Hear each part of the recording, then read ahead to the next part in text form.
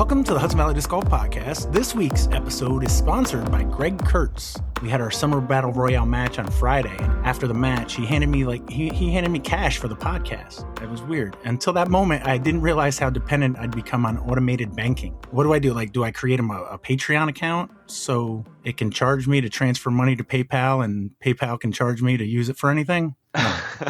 Figure it out. Anyway, thank you, Greg. It will certainly not be used to buy beer. From what I gather, this was a slower week as far as tournaments, but we still want to talk about the DisCap Flex from last week, catch up on SkipAce and all the other leagues and events from the past week or so. To help with that, we got Joe, Corey, Randy, Alex, and Tim. Evan should be here after Prospect Dubs. We also have a guest this week. He's been a PDGA member since 2023 with one win in 16 career PDGA events. It was a DisCap Flex win at Minekill. Not too shabby. Welcome to the podcast, Jake Huwe. Hey, thanks, guys. Randy was really paranoid about the pronunciation of your name. Well, his first name ends in an E, so is it Jakey Huwe or is it Jake Hugh? I mean, how can you have one and not the other? My wife calls me Jakey. I love that. It's like Sean Bean. Sean Bean. That's so going to stick now. Jakey Huwe or Sheen Bean? Yeah. Jakey Huwe. Oh, no. Created a monster. Yep. Well, so Jakey, how did you first discover disc golf? In college, I played in 1998. So I played for like a couple months. Shout out Chain Biters in Jamestown, New York, outside of Fredonia, where I went to school. What course was that? Chain Biters. Oh, that was the name of the course. I thought you were on a team called the Chain Biters. No. It was this crazy old hippie guy that had a bunch of property, and he was like a welder, so he made his own baskets and stuff like that. Wow. You know, this is back in the day before you could get discs anywhere, so he just had them like lined up on a shelf in his barn, and you got whatever he had. So is this course still around? Yeah, I think it is. Yeah, I think I looked up recently, and it was on UDisc. Oh wow. Yeah. Okay, so 98, and then so I played for like 2 months. Just screwing around in the summer. Then I forgot about disc golf until I was driving through SPAC in 2022. And I'm like, I remember those like yellow basket things. And like, I should try that again. And found that store down in Troy. What is it? New York Disc Golf Supply. Went down there. Of course, bought a Kelvin Heiberg Destroyer because it's a 12-speed and it goes faster. It's what you do, yeah. Yeah, watch that zip off to the left. But yeah, just that. And then kind of went over the deep end, started getting into some leagues recently and playing a lot. Not getting much better, but playing a lot. A little tip for new players, if you've never played disc golf and for some reason you're listening to a Hudson Valley Disc Golf podcast, what you do when you have one of those destroyers, you should actually don't run up to the front of the tee pad, just run 90 degrees to your right and throw that way because it'll probably go farther. Yeah, that would have worked. Did you buy one of those player packs or did you? No, I just went in and like, this one looks cool. It's a driver. I didn't even know those existed. Like last time I played, it was like, I think I had like a Whippet and a rock, that's or a Gazelle or something like that. That's how long ago that was. So I was just like amazed at what was out there. And I need this one. It goes farther. And did you only buy the one disc? No, I got that. I think I bought a T-Bird that's still in the bag. It's old, reliable. And then I think some, gone through like a million putters trying to figure it out. What are you using now? Pixels. Yeah, that's one of the more common answers I've heard recently. Yeah, I like them. So you said you were driving by SPAC. What would you consider your local course? I'd say Shen. Yeah, I'm about 7 minutes from Shen. Do you do the dubs on Wednesday? No, because I played Tuesday at CTK, Jamin's League, and then the Thursday SPW, Kevin Cronke's League, and then Sunday at Dove Creek, Terry's League. The handicap league? Yeah, pretty much all the handicaps. That gives me a chance to actually win. Because when I play the doubles, I just bring everybody down because I could barely throw 300. So you said it was 2022 about when you were driving by SPAC? Yeah. It shows you signed up for the PDJ in 2023. What made you do that? Yeah, I was just like, I should go like meet some people because I always just played by myself. I just, drive over to Shen and play. And I would always like meet up with people on the course and we'd play together. I'm like, oh, this is pretty fun. And I'm like, yeah, let me go play a tournament. So I can't remember the first one I played. I think it was like a flex at CPS or something. DisCap Flex Series number 1, April 2023. That was in Schenectady. So what's that, CPS? Yeah, that makes sense. I probably played MA3 or MA40, I don't know. But now I'm old and I get to play MA50 this year. So Yeah, MA3. All right. When it says DisCap Flex Series number 1, is this like the first one? Does that sound right to anybody? Probably the first series. Yeah. But I mean, 2023, was that the first year that he did it, or did he do it before? That was probably the first year too, yeah. Okay. It may have very well been the first Flex. All right. Number 1 might have had 2 meetings, yeah. Yeah. That's when it was like so tough to get into tournaments. I'm still paranoid. Like I set reminders on my calendar and stuff like that because they used to sell out in like 8 minutes. Mm-hmm. And now, like, you know, I played the Jammer last week and there was still like 70 spots available or something.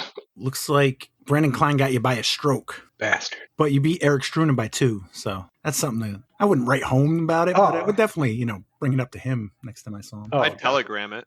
Yeah, at the least. Beat Eric. Stop. Yeah. That was it. I'm done. Code that shit. Yeah. It's only been a few years now, but how many unique courses have you played? 62. Okay, that's a pretty good number for, what, 3 years, give or take? 4 years? Yeah. So it's saying 351 rounds. Okay. What's the farthest that you've played at? I play a decent amount of Florida courses. Florida, New York? No, yeah, Florida, New York. Yeah, Burbank. My mom lives outside of Orlando, so when I visit, you know, throw some. Hang on, wait. I know this one. Turkey Hill, Bill Frederick Park. Oh yeah, that course is awesome. It's like got like 3 courses or some shit. It's got at least 2 that I know of. I remember I went to pick up my wife at the airport. She was flying in, like her plane got delayed, so I ended up playing like 57 holes. Like, oh my. That's kind of what happened with me. My dad was working in Orlando, somewhere near the airport. So I dropped him off so he could go to work for the day. And then I just hung out at Bill Frederick for a few hours, randomly found some locals, played with them a little bit, made sure to not get my disc out of any water. Found out it's really hard to get through palm trees compared to trees we have up here because they are not 90% air. They're mostly tree. Yeah, and they cut you up. But yeah, a lot of the stuff, she lives kind of near the villages. So I played a bunch of courses around there. Actually, I think like US Masters or something was down there recently. I played all the courses that those guys played. I think it was Masters. I don't know what it was. And then in Tampa, I played a couple courses. I played Cliff Stevens over in Clearwater, which is, you know, the Ken Climo home course. But the best was Christmas Day. I was visiting my brother down in Tampa, and there's this course called Picnic Island. And like 2 or 3 of the holes are on the beach. And so I'm playing Christmas Day. It's like 78 degrees and sunny, going along the beach, and there's like dolphins swimming in the background. I took some photos and like send them to like Greg Kurtz, and I'm like, hey, Merry Christmas. It's probably 5 degrees up here. Do you have a dream course that you haven't played that you want to play? I'd like to go out to that Eagles Crossing. It just looks really cool. It's like a full-on, like designed for disc golf. There's golf carts and stuff like that. Where's that? Missouri. I think. Missouri, yeah. Missouri? Yeah, you could rent golf carts and That's kind of in the middle of nowhere. It's Not pretty cheap. expensive, but if you're a disc golfer, it's kind of one of those things like I'll do it once. Yeah. And I've never been down to the Carolinas. I'd like to just go there and like do like a long weekend with some buddies and play a bunch of the courses. Maybe do it around USDGC or something and go see that because that seems pretty cool. Oh, hey, I just got to back up real quick. It's really actually not that expensive. It says the Golden Pass is $100, unlimited rounds. Oh, wait. Oh, I thought that included a cart, too. Never mind. I take back what I said. Carts are $65 per round or $170 for the day. Holy moly. yeah, that's crazy. You can rent the Polaris 900 and fit 5 of your best friends for $500 a day. So the cart is like 60 something plus the 100 to play? Yeah. It seems like, yeah, if you wanted to play all day, it'd be like $270. You also get a bag of jerky and fishing access, though, and a free disc. So If you go like a foursome to make the weekend of it, you know, you're spending less than $20 on the cart because you're splitting it, I imagine. Yeah. So I'm just, you know, throwing it out. if it was like a vacation, it seems like it'd be worth it. So what's your favorite local course? I got to go J Park. Hell yeah, my man. Yeah, I mean, it's about 55 minutes for me, but I just like it being MA50, the 27 for me is perfect. I just start getting wiped out right about at the 27. And I get to avoid north as much as possible. Yeah. It's really the one great thing about the 27 is that it existed before the north holes. It is the best layout. I know you say that, Corey, but do you think that's a pretty accepted fact or no? I would say so, yeah. I think so. I think the most amount of people would vote for that, given the option. Anybody on here think of something different? More favorite J Park layout? The 27 does include hole 7, right? So Tim would vote Yeah. for that. Yeah, oh yeah. No, I think 27 is the right answer. Yeah, and if I'm going to drive like an hour down and an hour back, Well, that's You know, the thing. Yeah. I'm not going to play south. Whoa! I mean, that is the second. That is the best of the 18 layouts. You go crazy here. Wait, is that just the front like park style? Yeah, and you Is that play south? 4 holes on like the close side across the road, and then you finish on 36. Which that could be. That's usually the. Yeah, I like going into the woods though. Oh, So you're an East guy. you're more of an east guy, Yeah. but not a north guy. That's too much wood. No, I'm not a masochist. No. Ask Pat. We were out there. Oh, That's when the beers started getting opened.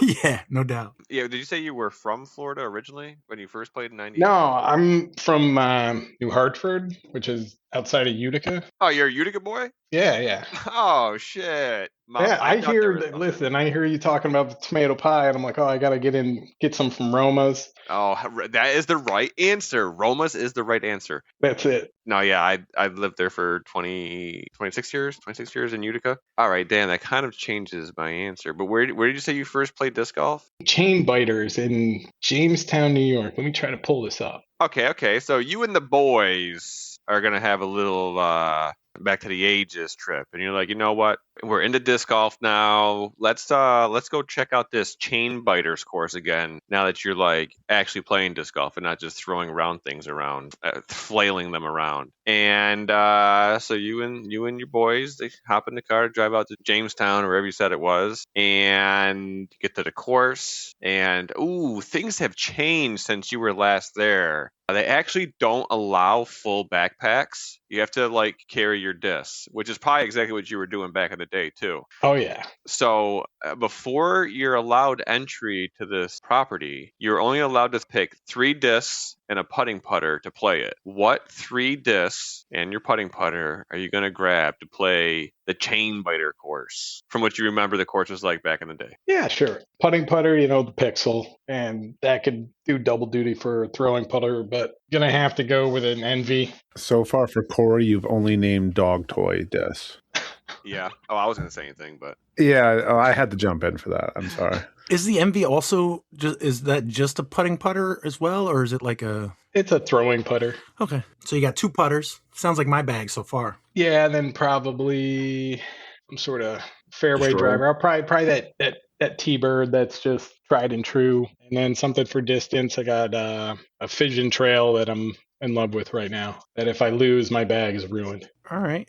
With a level open field and 200 feet to the basket, nothing in front of you, just open all day. What is your go-to disc and how are you going to throw it? Okay, so if I want to like ace run, That's entirely up to you. yeah, it's probably just going to be an Envy straight at it. Backhand? Yeah. I don't have a forehand anymore. And just to clarify, your right-hand backhand, right? Well, yes, I'm right-hand backhand, but I'm left-handed. Mm-hmm. I putt left-handed. I sidearm left-handed. So unfortunately, everything I have finishes left. You said you don't really have a sidearm, but if you had to, what would be the positioning? How far would you be able to, you think, reach? Oh, well, I have a 50% tear in my left rotator cuff right now, but last year before that, probably like 250. Okay. You had a serviceable forehand, it sounds like. I remember you saying that. I just wasn't sure, like, when you said forehand just now, so I was thinking, well, how far could you throw it? Oh, yeah, right now it's like 50 feet, and Yeah, I'm in like bent over in pain.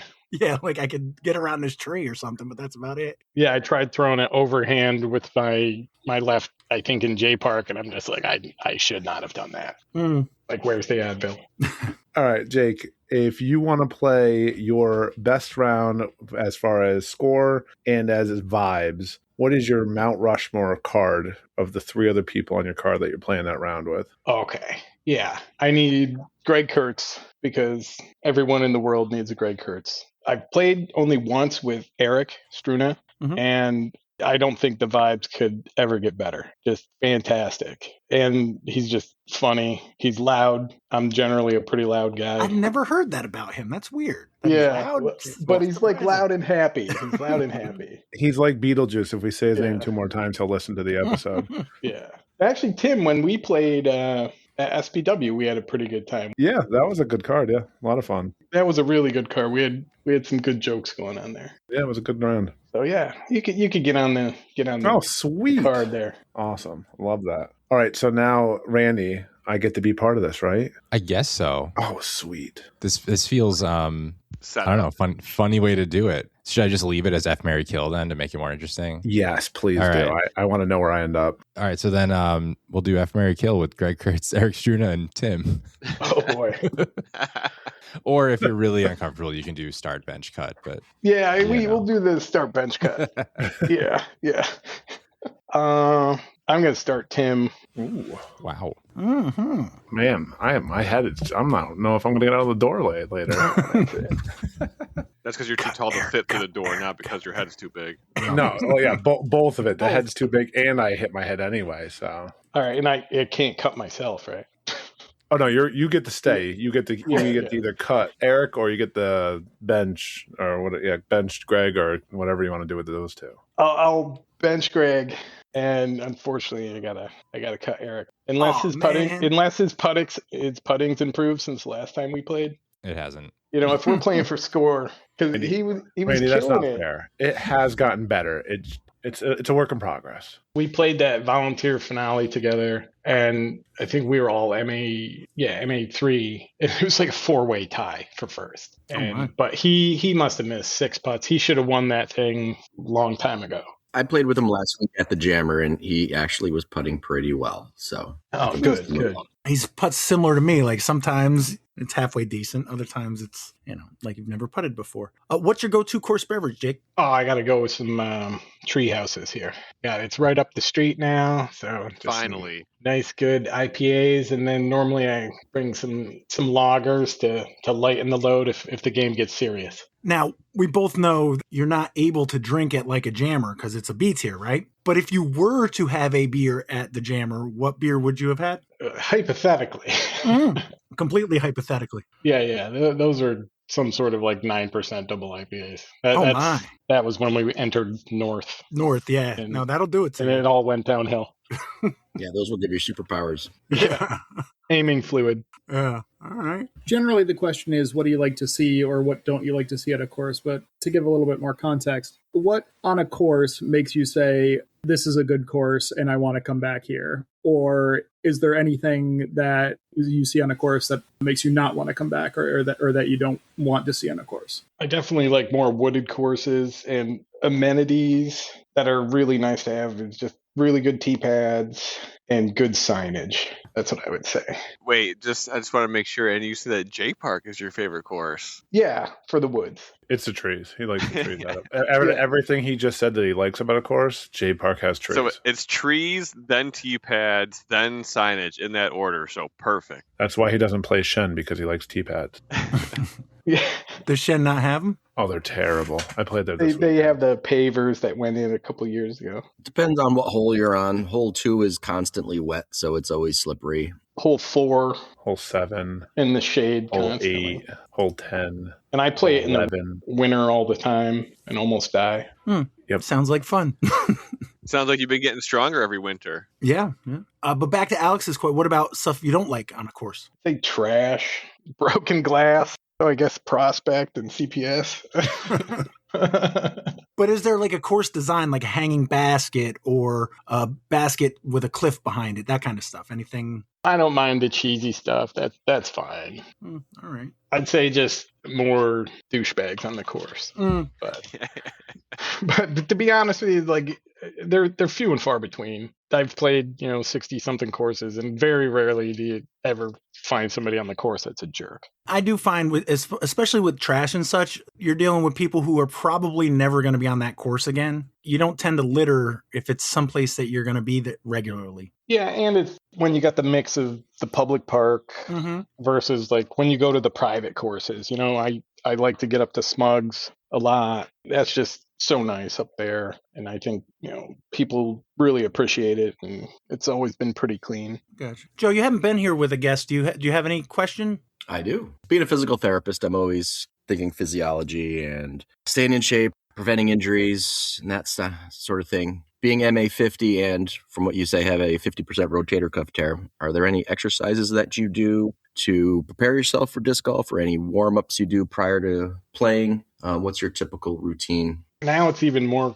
complex because I actually had a full rotator cuff surgery at New Year's this past year. So that took me out for about 5 months. So I had to go through full PT. You start out with just mobility exercises, then strength exercises. So I pretty much always do my normal PT routine before I go play. After surgery, I purchased this, I can't remember what it's called. It's like a cryo machine. It's basically a big sleeve that you put on your shoulder that pumps cold water through it. Cryo cuff. Yeah. So now when I get home, I'll generally slap that on for like 20, 30 minutes and then ibuprofen. There you go. Yeah, those things are great. So don't get old is the answer. And disc golf also kind of really helped me out. About a year and a half ago, I was like 70 pounds heavier than I am now. So You see that a lot. That's awesome. Yeah. You're playing 4 times a week, carrying around a 20-pound bag or whatever it is, up and down hills. And it's something you enjoy. You're out, you're in nature, you're hanging out with good friends, you're competing. So it's much better than just going to the gym and hopping on the bike for an hour or something like that, or getting on the treadmill and being bored. Yeah, it's crazy how you can walk 5 miles and you don't really realize it. But if I just said, hey, I'm going to walk 5 miles, I would never do it. But you strap a bag on my back and give me a couple targets on the way and I'm game. It's the weirdest thing. Yeah, it's just about motivation. Yeah. Did you ever follow pro disc golf? Yeah, I do. When I get into a hobby, I just go off the deep end. So yeah, I'm watching FPO, I'm watching MPO, I'm watching YouTube, I'm listening to the Hudson Valley Disc Golf podcast. Crazy. Yeah. Come on, man. Bro is all in. Yeah. Who's your favorite pro disc golfer? FPO, MPO, either, both? Oh, all right. It might be controversial. So I'm going to go Silva Saarinen on FPO and Nicolas Antela on MPO, because I actually hang out with Nicolas every year when he comes up to GMC. This was a crazy story. Yeah, I was playing in Shen one day and there was these 2 guys in front of me. And they're like, hey, you want to join us? I'm like, yeah, no problem. So I meet this guy. Turns out he's from Vermont, outside of Burlington. Near the coat factory?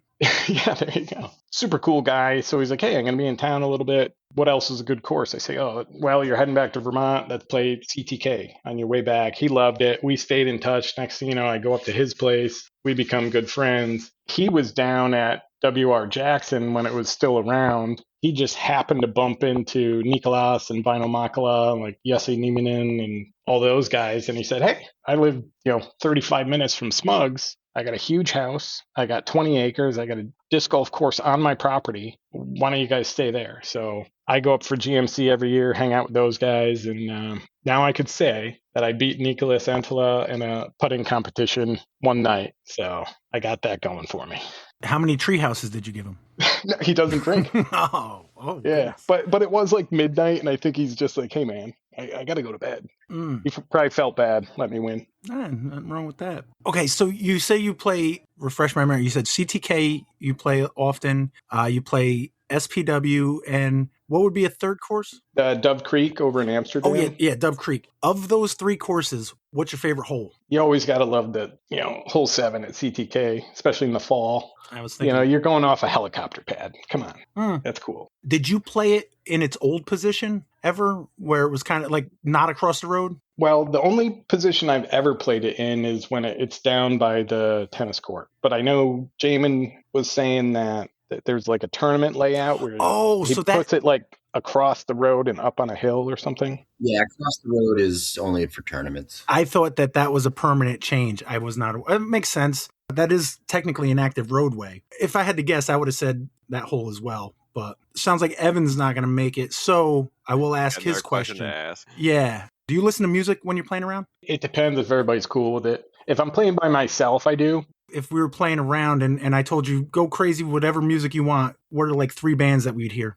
You guys are going to hate me because I'm old. So I'd say, Grateful Dead's always good because you just like turn it on and tune out. After that one song played, we played 18 holes. What other bands would we hear in the second round? Yeah, so the first round was just Dark Star. Yeah. That's all it was. Now, yeah, I'd like a lot of reggae. So definitely listen to some reggae, stuff like that. Just anything that like keeps the vibes going. Anything that's fun. Okay. No particular band or? I mean, I don't know. That's cool. I just kind of, put it on shuffle and see what happens. Yeah. All right. I mentioned earlier I played with Greg Kurtz on Friday, and I need you to explain it to me because he mentioned something. What's this about small frogs? Small frogs. He said that you go like scuba diving and look for tiny frogs. Oh, okay. Yeah, I do. I've been like scuba diving for like 35 years. So since I was 15. You've been scuba diving longer than Corey's been alive. For another month or so, yep. Hey. A month, exactly a month. Ooh. Yeah, that's my absolute favorite thing to do on the planet. I travel a lot. Like in a couple of weeks, I'm going to Komodo Island in Indonesia for a couple of weeks. Famous for their dragons? Yeah, actually, we're going to do a little land tour and check out the Komodo dragons. Hopefully not get bitten and die of some terrible bacteria. Oh, goodness. I think what Greg was talking about was I was in Lembeh Strait in Indonesia last year, and we were doing macro photography, really, really itty bitty tiny stuff, underwater photography. And I found it's a frogfish, which you've probably seen on like Discovery, those little like things that dangle the thing in front of their mouth, and then they're like an ambush predator. It was so small. I brought a quarter with me, and I put it in front of it, and it was the size of Washington's nose. Oh my. So yeah, but I do a ton of underwater photography, so it's not necessarily just about small frogs. It's no. I mean, I've been diving with 50-foot whale sharks, and great white sharks, and schooling hammerheads in the Galapagos, and all sorts of stuff. How do you fit in the wetsuit with balls that big? Holy crap! It's like, yeah, I dive with sharks, and on the side, I'm really getting into frisbee golf. Yeah. Well, with the great whites, you're in a cage, so. I would prefer if they were in the cage, but okay. No, like the hammerheads and stuff, they stay relatively far away, but it's amazing. Like in the Galapagos, there'll be like hundreds of schooling hammerheads where you'll look up and they're like almost blacking out the sky. It's something I have a real passion for and been doing for a long time. And it's pretty much where all my money goes. If it's not buying the newest, latest, greatest disc that always goes in the basket, then it's spending money on travel. How do you get into something like that? That was just, when I was a kid, Pat, you probably remember the old Jacques Cousteau stuff on like PBS. And I'm like, this is awesome. And I've always been one of those guys that is just, in love with the water, always swimming, snorkeling and stuff like that. And at that time, 15 was the youngest you could be to get certified in scuba diving. So as soon as I hit 15, got certified and, didn't really look back. And now I've done like thousands and thousands of dives. I watched PBS and wanted a terrier from Wishbone, not to scuba dive with sharks. I got certified in Orlando. Oh, nice. Yeah, I got certified in a freaking rock quarry outside of Utica. Water was 52 degrees. That was fun. I still have not figured out how to make happy little trees, so I'm not even going anywhere near scuba diving. So, shout out Bob Ross, R.I.P. I can't get over how inviting the disc golf community is. No matter where you go, guys are willing to help you out and show you a good time, and they take a lot of pride in like their local courses and stuff like that. And I think it's really commendable. Since I started going to the CTK League, I couldn't get over, what Jamin does out there. The amount of time and effort he puts into it for probably, no reward outside of his own satisfaction. And, I hope people are grateful for that. And I know you guys do a lot in the background, and I don't know if, everybody realizes it, but it is pretty amazing, the community that is brought together by disc golf. No, absolutely. These guys, maybe not Corey, but these other guys do a lot for disc golf. No, I'm kidding. We didn't get to it last week. I thought we could talk about the DisCap Flex Series 2026 number 3 of 6 at CPS. Looks like Joe, Corey, and Jake, you guys all played, right? Yeah. Evan played, but he's not here. Sucks to be him. All right, I'm going to speak up for Evan real quick. Can I do that?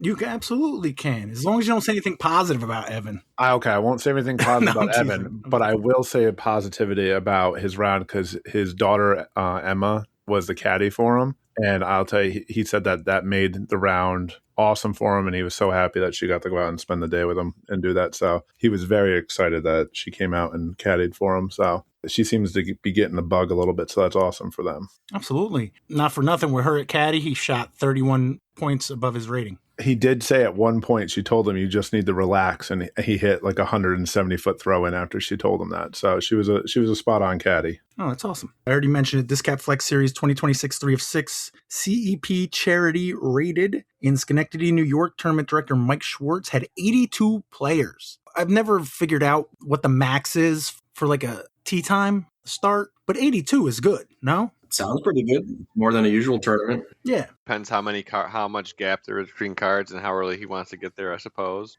Looks like Luna Pelton won the FJ15 Girls Juniors Under 15. Carter Jackling won the MJ15 Mixed Junior Under 15. Alyssa Caslin won the FA3 Women's Amateur 3. That's a name that seems to have just popped up recently, but it's like everywhere now, which is cool. MA3 Mixed Amateur 3. 5-way tie for third place at -2. Todd Lawrence, Jim Seymour, Kenneth Bliss, Murray Lorberer, and Matthew Viglucci. They all shot -2. Ben Blaufus came in second at -3. And Eamon Foster is your winner, shot -6. Is everybody playing the same layout here? With an ace. He also aced hole 9. No. Damn, Corey, you beat me to it. Who's that, Eamon? Yeah, that's his second ace, and it's his second flex ace of the year. So he hit one out. Yeah. I just played with him Saturday at the Circuit Challenge at Wild West. He's never had an ace that wasn't in tournament play. Hey, that's the best kind. Yeah, that's crazy. I've never had an ace that won me money. I've had a couple aces that caused me to get like quadruples on the next hole, but never one that won me money.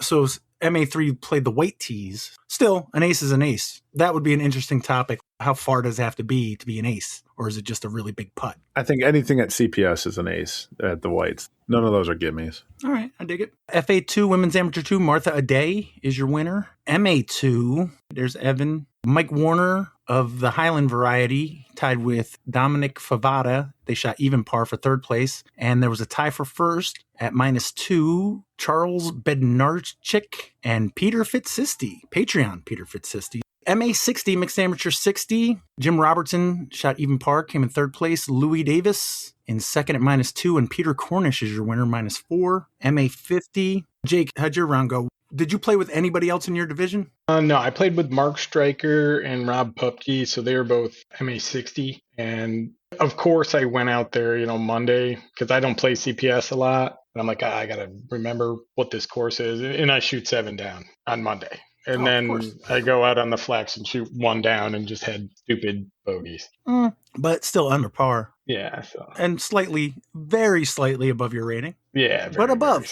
That's the important part. What was the shot of your round? 13. Yeah, the one in the woods before you go across the street. That was good. Just killer drive. Had basically a 60-footer for eagle, but missed it and tapped in the birdie. Heck yeah. Like you said, you shot -1, came in third place. Jason Pelton and David Herodes were your winners. They shot -2. Lisa Lundquist won the FA40 Women's Amateur 40 division. Joe, what about your round? You played MA40? How'd that go? I did. It went okay. I don't play CPS very often, and it was probably a year since I had played it last, but I did get in there the day before and play the CPS random doubles, so I got a little refresher that night. And just to clarify, this is because you ended up not going to the Bro, right? Correct. Because of weather, so this was kind of a last-minute thing. Yeah, this and J Park Jammer substituted my Bro experience. But yeah, I played with David Herodes and Mrs. Bemis. Had a fun card with them. They're great people to play with, very upbeat, happy, and we plugged along. I didn't do that great. My only highlight was really hole 3. I laced one right up the middle, put it like 12 feet, and got a birdie. The rest of the round was pretty fair. I do like the new hole 5 layout. On Thursday was the first time I had played it since it got redone, and I played it much better Thursday night than I did on Friday hit a tree, put it right in the water on Friday. So I ended up double bogey in that one. Ended up shooting a below my rating round of 879, shot a +6, and ended up tying second with Steve Marshall. I ended up finishing and backtracking to hole 14 where Steve and Corey were coming up the hill playing that hole. So I ended up finishing out the round with them just to see how Steve ended up finishing. And he ended up losing a stroke to me. And then on hole 18 had not a great shot, ended up turning it over and landed on the right side and ended up putting in, I don't know, like 60-foot putt Had to be for birdie to tie me. I was like, whoa. He was short right. Like, we weren't even like, we figured he was just going to end up laying up. We were kind of hanging out, waiting for him to putt, and he drains it for birdie. Yeah. And so that ended up tying it up with me. So, yeah, that was the highlight of my round, was watching Steve Marshall shoot that putt in. Nice. The two people on my card both won their division, and I took second. So it was a pretty good card, to be honest. We did well. Heck yeah. Looks like Marcia Focht won FA1, Women's Amateur 1, including the 2026 NADGT C-Tier 2 rounder at Halstead Hill, sponsored by Dynamic Discs. She's at 131 wins for her career. I think that's up to date. That said June 27th, and today's the 29th, so nice. MA1, Mixed Amateur 1, John Steffen and Derek Walker tied for second, shot even par. Troy Moran is your winner, shot -4. Denny Daly won the MP4. Dennis Daly's 40 years old? Yeah, it's hard to believe, but he is, yeah. That's crazy. I did not know that. But he won MP40, beat Brian Bickersmith by 3 strokes. Kat Bemis won the FPO division. And Corey, you played with Troy Vasari in the MPO. How'd that go? Yeah, me and Troy had a little 1v1 action, like the old COD 4 days, you know. It was super windy there. I decided like last minute to ride my motorcycle. And for me to get to CPS is like probably about 45 minutes on the highway. So the whole way there, I'm driving in the wind, and I'm just like guessing what the course is going to be like. And it was just as windy. I forget how far ahead Troy was for me as far as tee times, but I think by the time I got there, which was like 5 minutes from my tee time, he was already halfway through the course and was sitting at like 1 down or even or something like that. It says here 230 he played and 340 you played. That sound right? Yeah, that sounds right. So yeah, maybe he was getting to about that halfway mark. So I think he was even or +1. And I thought the course didn't play super hard. And it did, but somehow I was hitting all my putts. This was like pre-jammer, right? Yeah, the day before. My putting was feeling really good. I hit a couple big 2C2 putts. I was hitting everything inside circle, even in the crazy wind. I took 1 dumb bogey on hole 8, which is the hyzer over the stream. And I literally hit like the top ½ inch of the concrete, like retaining wall for the bridge. And then I also took a dumb bogey on 14. But Troy was already in at 1 over. By the time I got to like 3/4 of the way through the course, I was already like 4 or 5 down. So yeah, we finally get to hole 18. Like I played with Troy Moran, who ended up winning in MA1. I played with Tom Hutchinson, who played above his rating in MA1, and Steve Marshall, who hit his big putt on 18 to tie Joe. But yeah, we star framed that hole. All 4 of us birdied hole 18 to finish, which was kind of sick. Yeah, so I was there to see Troy Moran kind of crush it in MA1, take that win. And I beat Troy, but I was kind of cool to throw a 1,000 rated round, which probably also led to my demise at J Park, this was the day before the jammer, actually. 1,006. Let's be specific. Yeah, I would have took a 950 rated round or 920 rated round here, just if I could pop off at the jammer, but whatever. Like if 82 people played, you only get whoever played like blue, right? Is blue the longs there? As far as like what's considered in the rating pool? Yeah. Yeah, it would be just people playing that layout. So hopefully half of them. At one point, I'm like looking at my score and I'm like, I don't think we were backed up, but I was just kind of looking around my phone, clicking through to see who I knew. And I saw Peter Fitzsisti at 2 down. And I'm like, God damn, I got to at least beat 2 down. Well, that's good that you did. The next one is it Burbine? Burbine this Friday. Oh, wow. The 3rd, July 3rd. Anybody sign up for that? I'll be there. I had to harass disc captains to try to find someone that would play against me in MPO. And then turns out there's 4 MPO players now. What the hell? Who is John Mesjit? Do I know this guy? From Oneonta. I kind of half bullied Gorsage and Troy Vasari to sign up to play this Friday at Burbine so we could have an MPO field. Nice. Yeah, I'm playing it. I actually played it this morning too. And how do you like it? I like Burbine. That's fun. Oh yeah, trees. And there's trees. And there's He only dislikes hole 10. There's not enough trees. You got a canoe, so there you go. Okay. There's still wood on the course. Gotcha. Yeah. All right. So that's the DisCap Flex Series 2026 3 of 6 CEP Charity rated. I think it's time for Alex's Football Minute. So the reason I was late just a little bit was watching the Paraguay versus Germany match, which Germany is a particularly strong team, generally very strong, and this year is no exception to that. Paraguay, which is a team that the U.S. beat pretty solidly, was able to hold them to a 1-1 draw. Then they go into extra time and they held that. And after that, they go into penalty kicks because we're in the elimination round. And Paraguay was able to defeat Germany, which is a massive upset. Anybody who's got a bracket put together for this is going to bust that for sure. Other than that, there hasn't been a ton of development on the U.S. side. They had clinched their first place position as of the last Football Minute. So they played their last match, but it wasn't really relevant, and they haven't gotten to play their first elimination match yet. When is that? That'll be Thursday, and they are playing Bosnia and Herzegovina. Herzegovina, there you go. And it's Wednesday. Oh, it's Wednesday. Sorry. I'm also a soccer guy. I thought it was the second. It was Wednesday the 1st. My bad.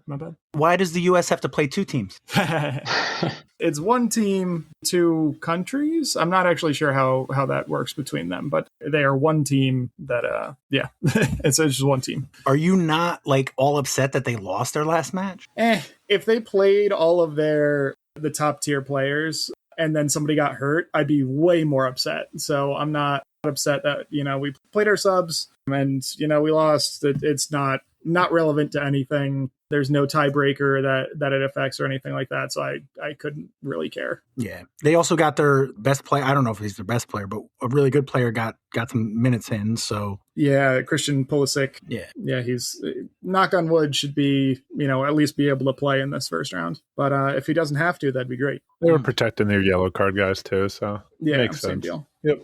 If you get a second yellow card, you could potentially miss the next game, right? Right. Yeah. I don't know exactly what the threshold is, but I think it's if you get 2 yellow cards over the course of pool play, you're suspended for the first round or something like that. I don't know how it works exactly, but we don't need to worry about it. Jake, should we tell Corey that his dark horse in the Jammer picks was more focused on watching the Germany match about halfway through our second round than actually playing good disc golf? Should we tell him that or just forget about it? That sounds like a perfect dark horse. What do you mean?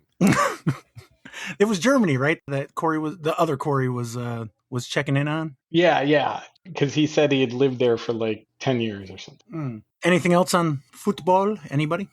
All I had was the Bosnia joke about it being 2 teams. So. Alex, what do you know about Camp Brook? So it was originally, a course that people played, people enjoyed it, and then it went away. There was some dispute as to who actually owned the course and who would be liable in injury issues and all sorts of things there. So they ended up shutting it down for a while. But officially, North Canaan now owns the property, and they're raising some money to get it back into working shape. They're a good chunk of the way there. They're only asking for $3,300 or something like that. But, anything you can contribute, I'm sure would be very appreciated one way or another. Aaron Knickerbocker is sort of spearheading it. He's a Stony killer from way back. I think he now plays for the Narwhals out of Norbrook. A super nice guy, very much a person who I would trust to, get these things up and running. So if you contribute either monetarily or as a volunteer, get in contact with Aaron. There's also a link on his Facebook and the Camp Brook Facebook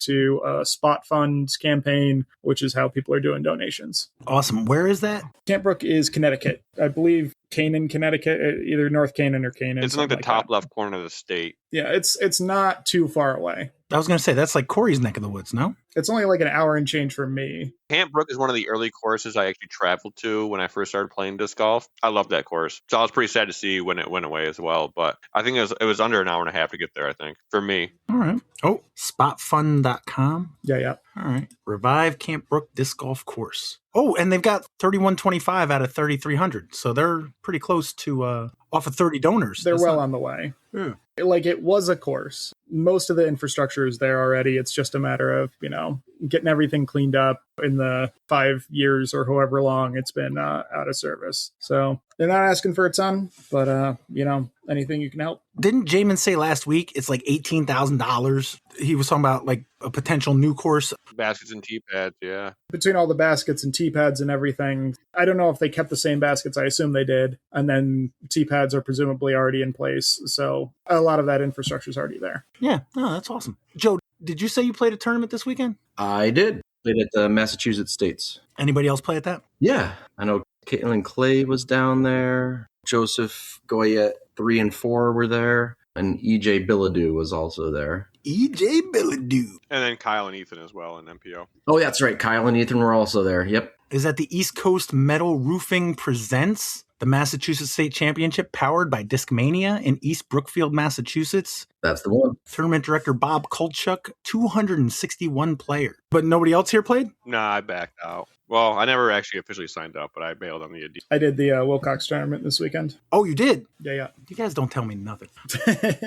So how'd it go, Joe? It went pretty well. I don't play those courses very often, being that it's mid-mass. First round was on Friday, played Oakhome. I at least played that one before. That's where we played our New York Team Challenge final matches at. Played pretty well. A little nervous going into it, playing against a bunch of guys who were playing their local courses. So it kind of was trying to be extra cautious and safe. Hole 7 has a rock wall that you have to clear. If you don't clear it, you have to go to the drop zone. You don't get relief where you cleared over. I threw one right up the gut after watching one of the guys in front of me hit a tree and kick back over the wall. So it kind of scared me a little bit. I was like, all right, don't mess this one up. Like, I threw one right up the gut, felt good, landed probably about 70 feet away, and threw my second shot in a little bit uphill. Had to do a little bit of an Anheuser throw as well. So by the time it hit the chains, it had flattened out and boom, right into it. So that one felt pretty good.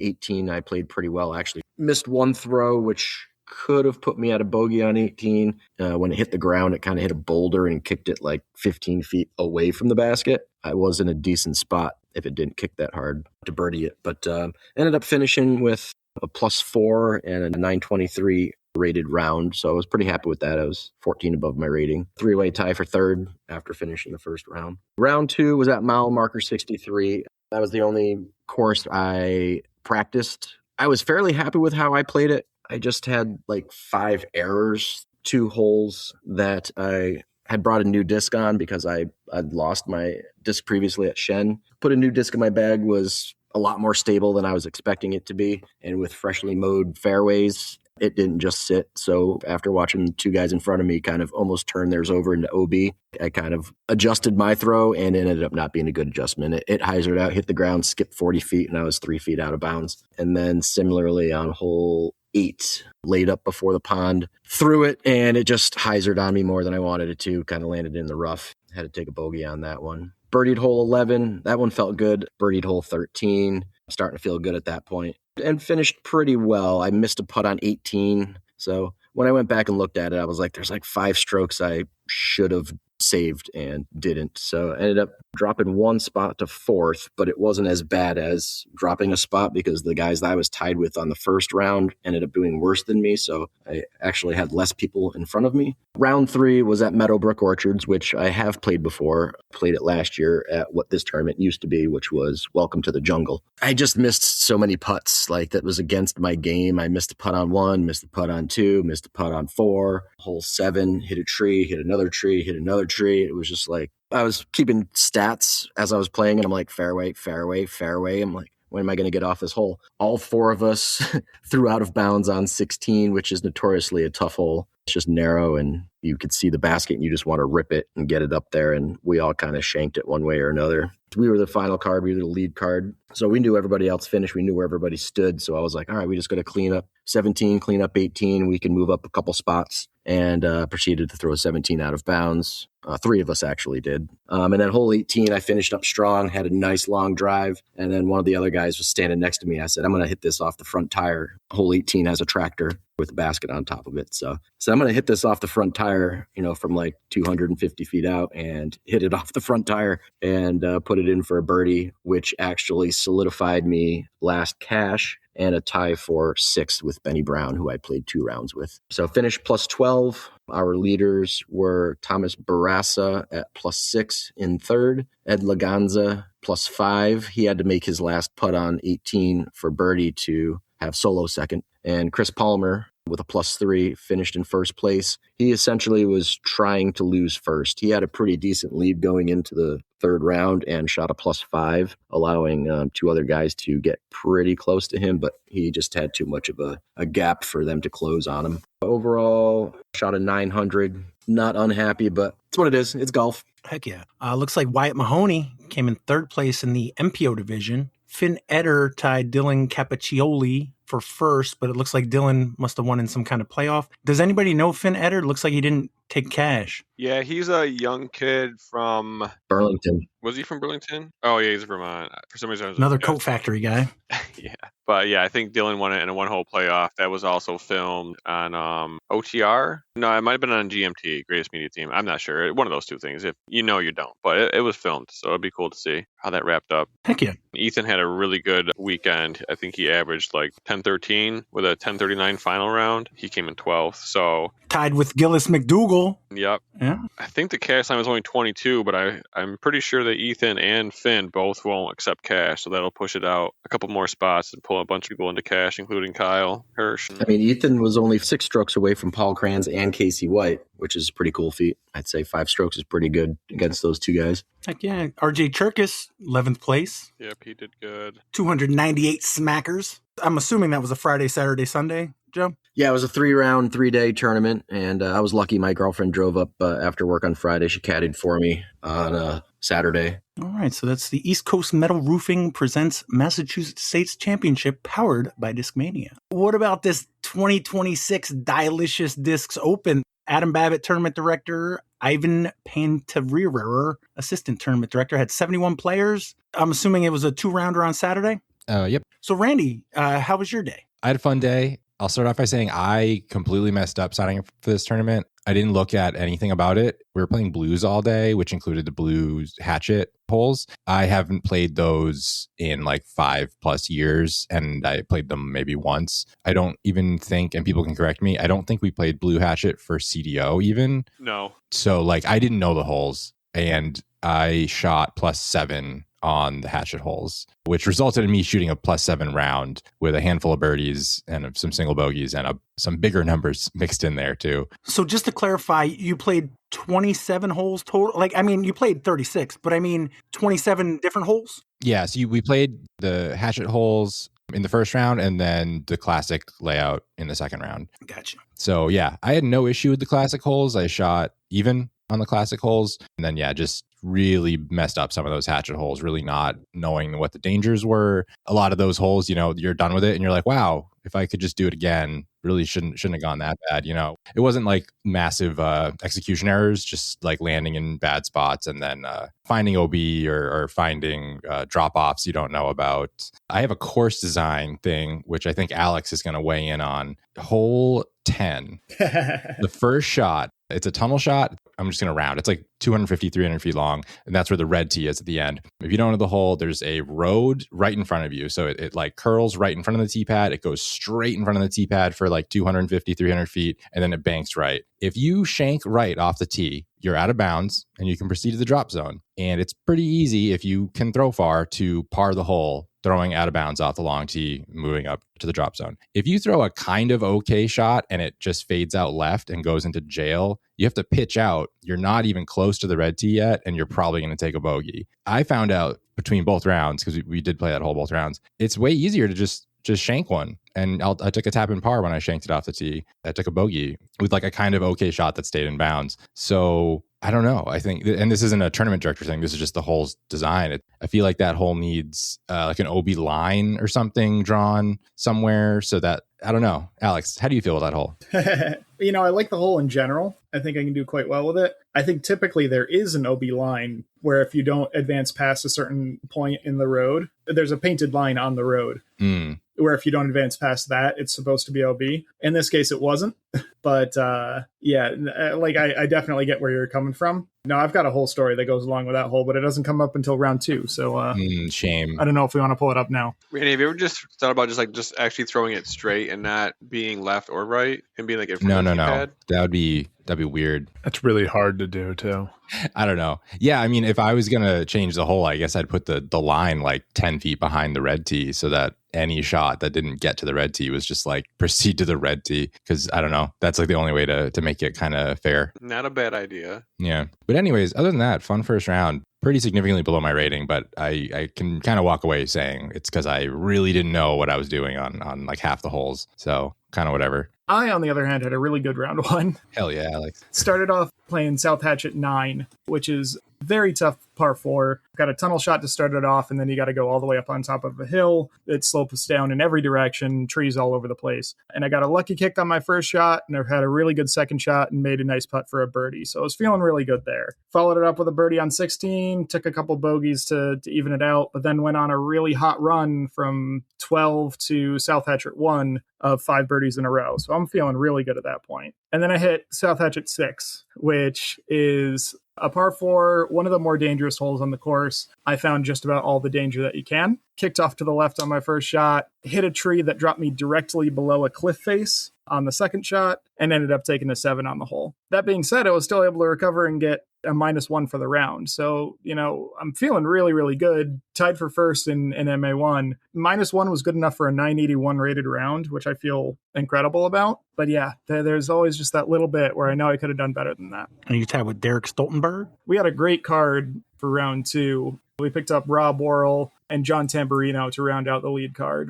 Well, what about round 2? Hole 10, like Randy was saying, you got this tunnel shot over a road, and you just really got to make it out of the tunnel in the first one. My first shot, I feel really good about it. I threw a nice stable time lapse straight down the road, got over the road, I was well in bounds, and I hit the red tee. I get a massive flare skip, and we lose track of it. We can't see where it goes after it flares. We know it jumps way up in the air and goes left, but we don't know where it is after that. As we walk up, I'm just hoping we can find it. Even if I'm in the crap back there, pitch out, like Randy was saying. If you're anywhere near that red tee, it's easy to get 3 shots for a par or whatever you need to get. We lose the disc and couldn't find it after 3 minutes. We started the timer pretty much right when we started searching because we knew we had people right behind us. I've got a couple of people saying they thought that I would get the red tee because it was a lost disc. But in hindsight, I was pretty sure that was a Mindkill specific rule. Mindkill has a specific rule in place where if you have a lost disc, or you can abandon your lie at any point to take the short tee. And I'm not sure why Mindkill specifically had that rule. There was some quirk that needed it to be possible in order to use those as drop zones for other things. But we weren't sure, and we're at Wilcox, so we have 0 service, so we're just deciding to play a provisional. I throw my provisional from the red tee, and I shank it way out of bounds. We lose that disc too. You didn't find that one? Oh my Nope. God, sorry. Well, the other thing was they're all up there searching while I'm walking my way back to the blue tee to throw my other provisional. By the time I'm up there, I shank my shot from the blue tee. I'm off in the weeds. I'm technically in bounds. Pitch out, get up there. I'm tilted off the face of the earth at that point. I'm not feeling good. Anyway, 15 throws later, I'm off the hole finally. The throw that we were pretty sure was the intent for the hole, I took a 7. For the one where I was throwing from the red tee, I took an 8. It was not a good hole for me. I was able to recover with a couple of birdies, but my nice stable time lapse that I had been throwing to get all those birdies in round 1 was gone. My nice flippy time lapse I was using to get a bunch of distance off things was also gone. And I don't see my car until we get back to hole 1. So I'm throwing what's in my bag. That's one of the detriments of not carrying many things in your bag. You don't have a lot of overlap. So yeah, I missed out on a lot of the birdie opportunities that I had in round 1. As we get up to like hole 4 and 5, we finally get signal again and we're checking the scores. John Tamburino Tambo and Derek Stoltenberg are tied after hole 4, with Nathan Munster on the hole ahead of us, also at 3 over for the tournament.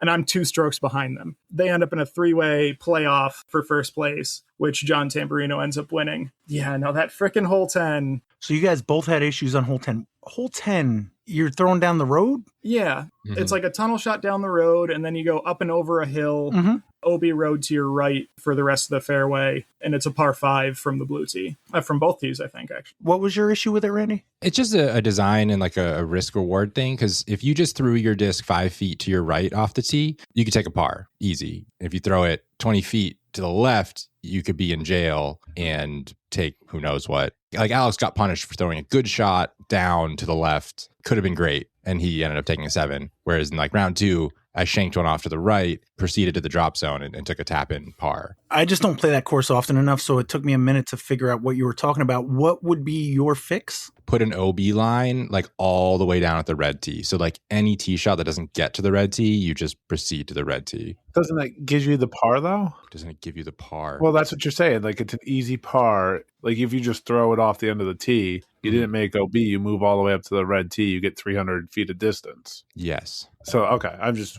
okay. Okay. I threw my shots like 300 feet both times. Kind of makes that tee shot pointless. If you throw a very, very bad shot, you get rewarded. If you throw a pretty good shot, you can get punished, which is not That's what ideal. I'm saying. Okay. So basically, you either throw a great shot and you're past the red tee, or you get to go to the red tee. Yeah, like my better shot was out of bounds. Like it was almost good and it was on the right, so it was out of bounds. And then like my kind of bad tee shot was on the left in jail. I took a bogey. So like there's something wrong with the design in that Maybe sense. moving the drop zone to a more difficult spot. Or like you need to cross a certain point to get to the drop zone. Yeah. Okay. Something has to be a little different. Take away the drop zone.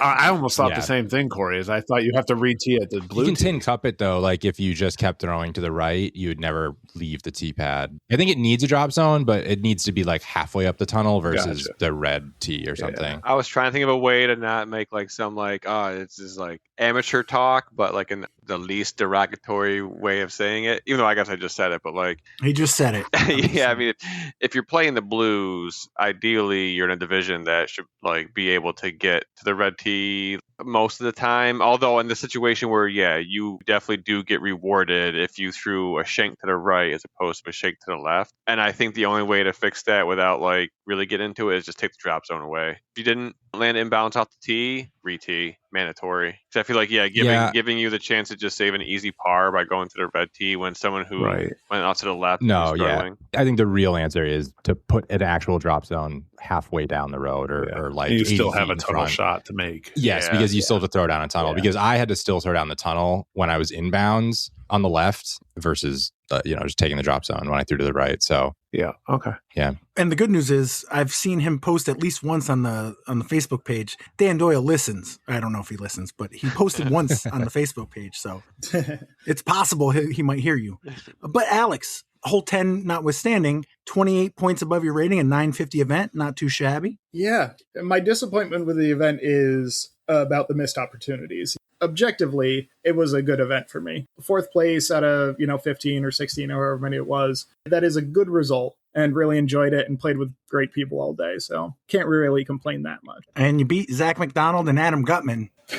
That's a weekend right there. And Sean Ryan. So Yeah. what about your second round, Randy? second round was a lot better. I got a lot more birdies, but still the blue layout I really haven't played. I practiced it for CDO 4 years ago, but took some bigger numbers on holes that were either like changed or just like didn't even remember. I started on hole 4 after lunch, and my tee shot was a little off, so I have to kind of do like 2 more up shots to get into an okay spot. It's a par 5, luckily. So as I'm about to throw my 4th shot and like probably gonna try and take just like a simple bogey, which isn't the end of the world on that hole, I throw my shot. I can't actually see the basket. Jackson Quinn is on my card, and he goes, "Oh, that's pretty close," but in like a negative sounding way. And I'm like, "Close to what?" And he's like, "Oh, the OB." I'm like, "Oh."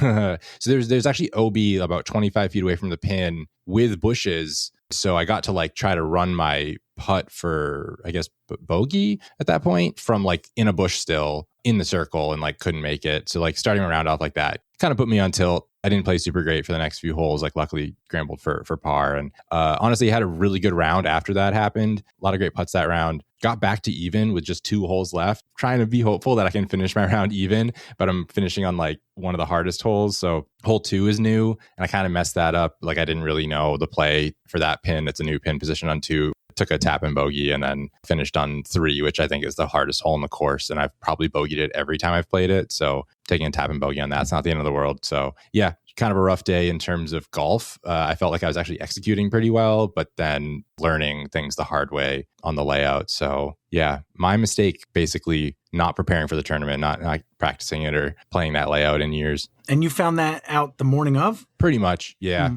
Maybe the night before. So whoops. You tied with Antonio Albert. What year did he win Player of the Year, Tim? Oh, crap. 23? I could always go back and look it up here because you just sent it to me. It was not 23. Crap, it was 22. 2022 Hudson Valley Disc Golf Podcast Player of the Year, Antonio Albert, you tied with. So nothing to sneeze at. I'll just do the cash. 4-way tie for 7th at even par. Jackson Quinn, Robert Valecki, Nick Terralabithia, Terralavoro, and Danny McCormick. Tucker Kozlowski, what years did he win? I assume you already have it pulled up. I do. 1 second. Sorry, I was texting my wife. Tucker was 2023. And? Wait, wasn't that it? Oh, and 24. Sorry. With... he was co in 23. He won it solo in 24. Yeah. Aren't you in the same house with your wife? Yeah, but if I open the door, you would hear all the children screaming. Oh, that's fine.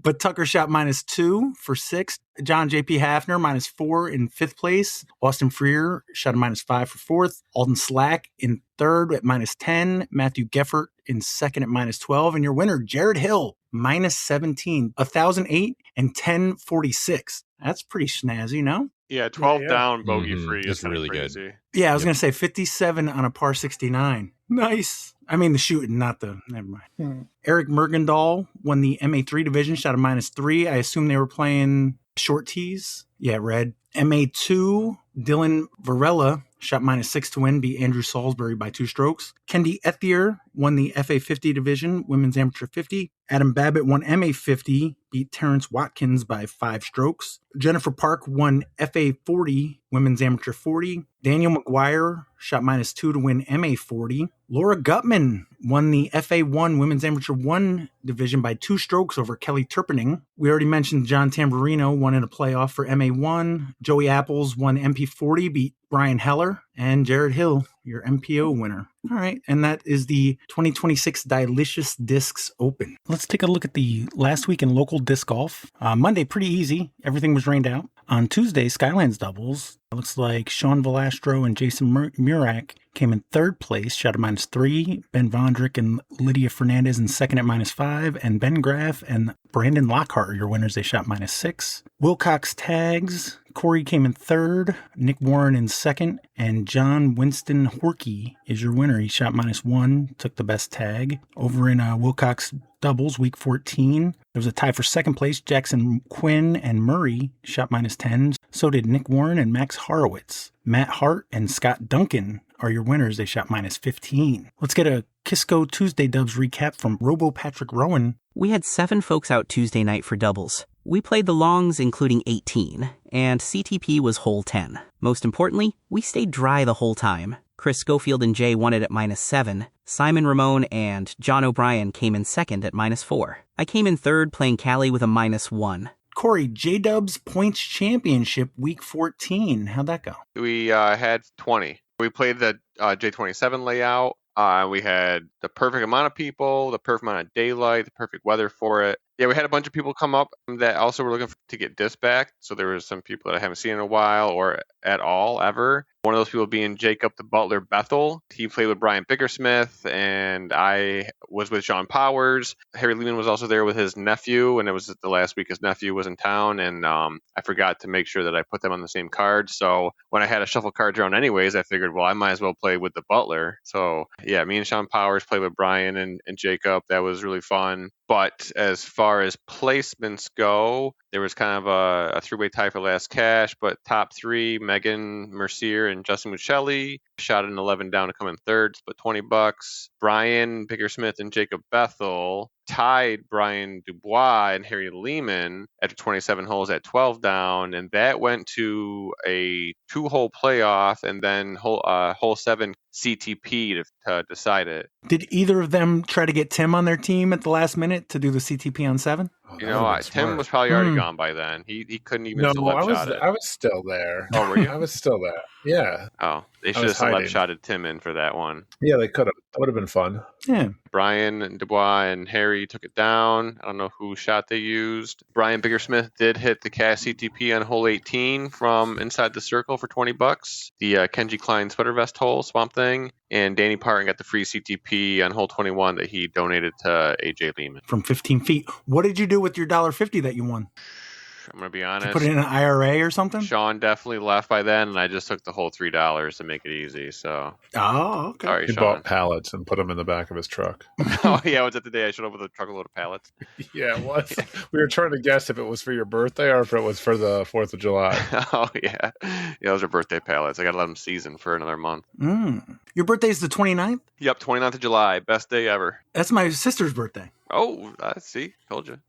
Jake, you played CTK handicap. How'd that go? Yeah, that was good. I think I shot like one better than my handicap, so always happy to shoot better than my handicap. Yeah, Jim Robertson, I know he felt good about it. He shot better than his handicap because the past couple of weeks, he wasn't feeling it, but yeah, he was doing well. It was good, nice weather, like no wind at CTK, which is unusual. But yeah, it's a nice night. Had a good time. Good card. And Bobby Hallam was your winner. Shot -5 with his handicap. What did Jamin do? Is that when he was doing his whole new hole design? Yeah, he's out there ripping out thorns on 18. Oh, okay. He's playing what, Alden Slack tonight? Is that where he was at for the Summer Battle Royale? Was it Alden Slack? Yeah. So they're playing. That's why he's not here. Nice. 3rd place. Not too shabby. On Wednesday, we had Shin Creek Dubs Week 15. Looks like Matt Beaver and Rick Steeler came in 3rd place, shooting a -9. Levi V and Kurt Osterlitz in 2nd at -10. And Cody Canine and Matt Blankley are your winners. They shot -12. It looks like either Dan McCray or Jim Burns got an ace on hole 3.